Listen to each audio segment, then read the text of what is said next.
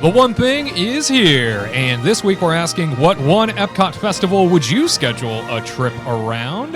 I got to tell you, my friends, when it comes to the revolving festival door, if you will, at Epcot, there is always something going on, unless it's the dead of summer, in which case, no, that's usually the one time where nothing's happening. But most of the year, there is a festival going on at Epcot, and I thought it'd be fun to see what, if you only had one trip to plan, right? One trip throughout the calendar year, what one festival would you want to schedule your trip around to most enjoy? So this all comes down to obviously personal preference and what these festivals have to offer.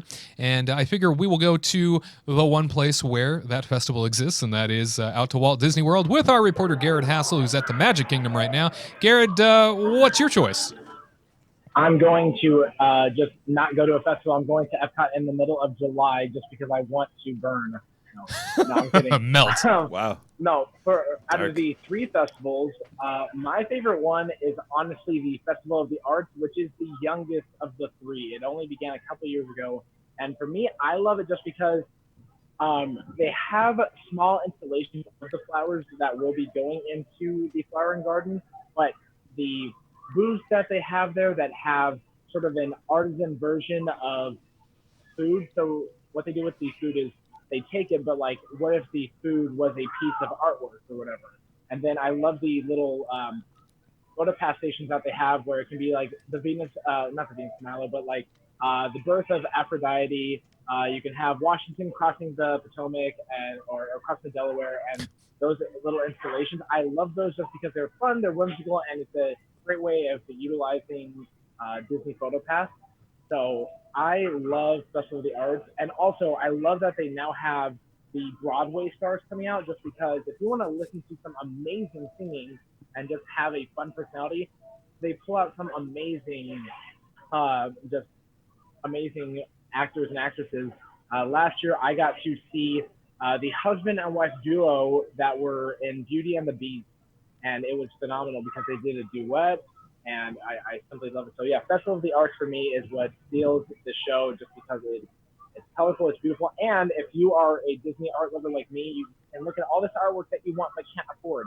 Because, you either spend all your money on artwork or you have no more room on your walls. That's right. Well, and the Festival of the Arts, and you mentioned there it's the youngest of the festivals. It's certainly something that over the course of time, just like they do with anything that they start running with more so, you'll start to see more being offered in terms of the festival. And I think year to year, I keep hearing more and more announced for Festival of the Arts. Kurt, what about you when it comes to festivals at Epcot? What would you plan a vacation around? So the first one I went to was the first time I went to Disney World was the Garden and Flower Festival. Mm-hmm.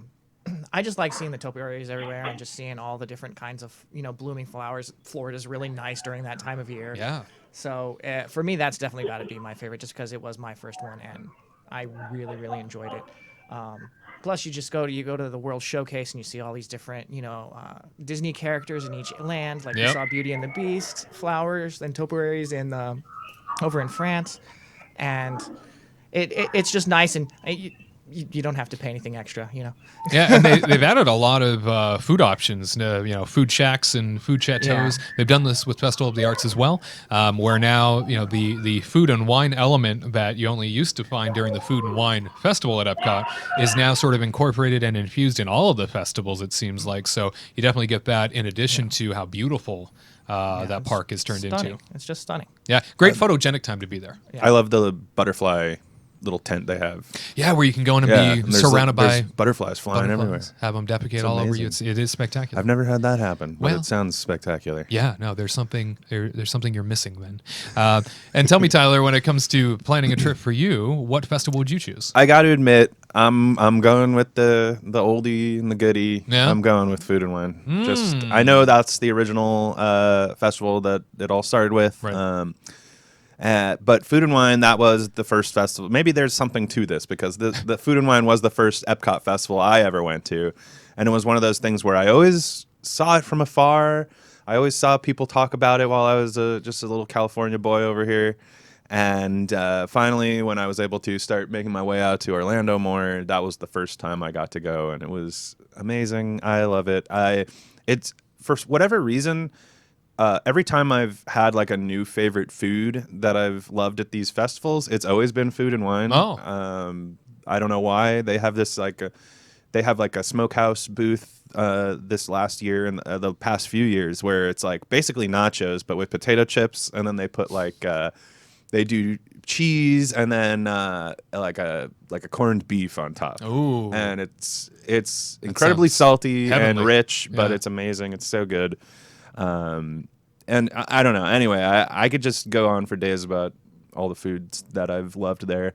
And then not to mention, like Garrett was saying with the entertainment, this time instead of having Broadway stars, though, they have a lot of old kind of bands from maybe the 90s, the early Hanson, 2000s. you say? Like, yeah, I was actually thinking of Hanson because it's funny. Like, Bop. yeah, exactly. We've had fun times where we're just there for a day at Epcot, not really there to see the entertainment, but we always stop and watch, because like last time we were there, it was like Smash Mouth, and then Hanson, like you were just saying, was there one time, and with our mutual friend Holly, and she was there to see them, and so it's just really fun to.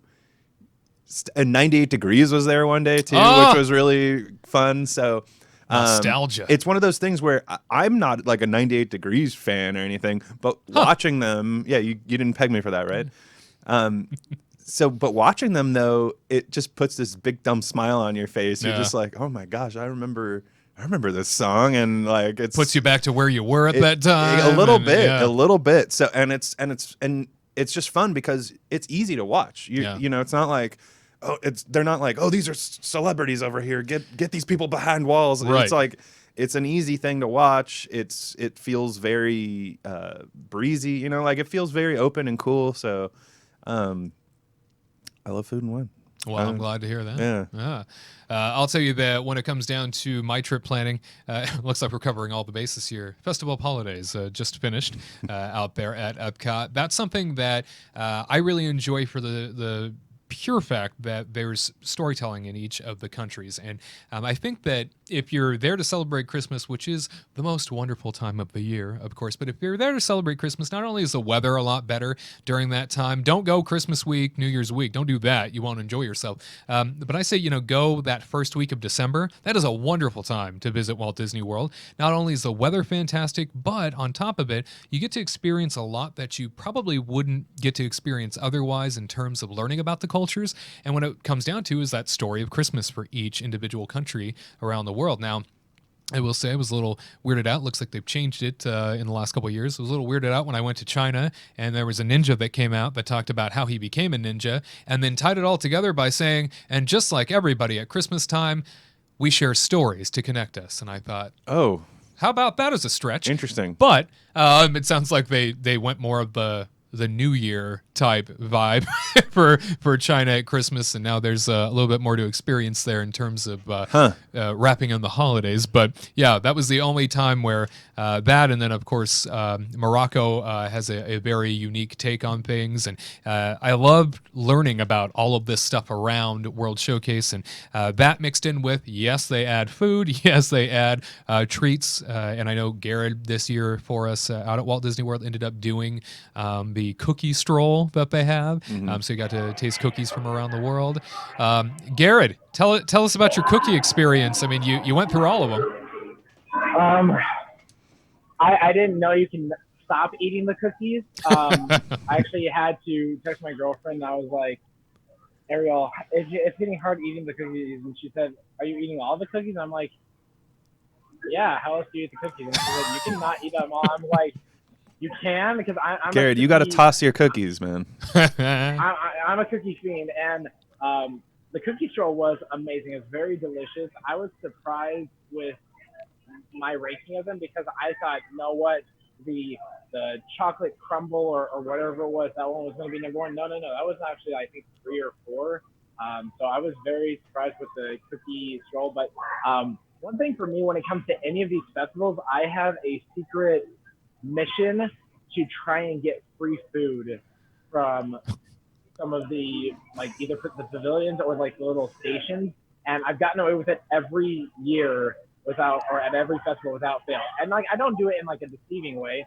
Like I say like one time food was smashed up against one of the windows and it didn't look like very pleasing. So the manager was like, hey, pull those out of there. I was like, if you're gonna throw those away, can I just have them? Oh, like that. You want to be the dumping ground for the food.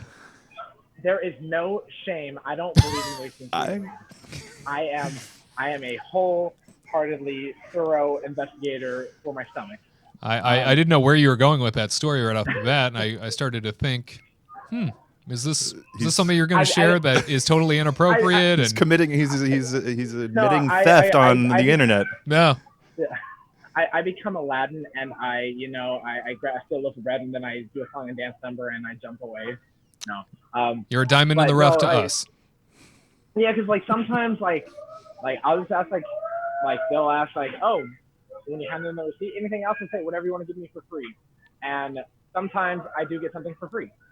Wow. I got an extra. You're going to be the most embarrassing dad.